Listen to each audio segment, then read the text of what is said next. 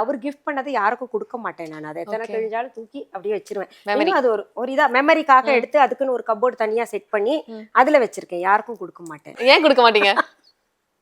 ஒரு தடவை தெரியாதனமா கொடுத்துட்டேன் நானு. எங்க வீட்ல பாத்தீங்கன்னா நாங்க 2 பேரும் ஒரே ஃபீல்டுன்றனால நாங்க வந்து எங்க உதவியாளர்களை நம்பிதான் வாழணும்ன்ற ஒரு சூழ்நிலை இருந்துச்சு. என் குழந்தைங்களை எல்லாம் உதவியாளர்கள் தான் வளர்த்தாங்க பெரும்பாலும்.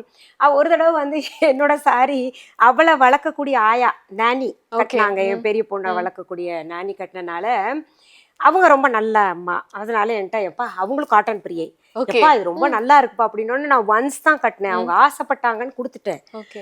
இவ சின்ன பிள்ளையா இருக்கும்போது துரத்தி துரத்தி துரத்தி துறை எங்க அம்மா சாரி குடு, எங்க அம்மா சாரி குடு அப்படியே எங்க அம்மா சரி அத ஒரு உரிமையா கலட்டுற வரைக்கும் விடவே இல்லை. அதாவது அம்மான்னா அம்மா தான் கட்டணும், நீ எல்லாம் எது கட்டுற ஓகே அப்படின்ற மாதிரி. வயசானவங்க பாவம் இருந்தா கூட என் பொண்ணு ஒத்துக்கல. அது ஒண்ணு. இன்னொன்னு பாத்தீங்கன்னா நான் எப்பவுமே கட்டுற சாரி மத்தவங்களுக்கு கொடுக்கறத விட புதுசா வாங்கி கொடுக்கறது என்னோட வழக்கம்.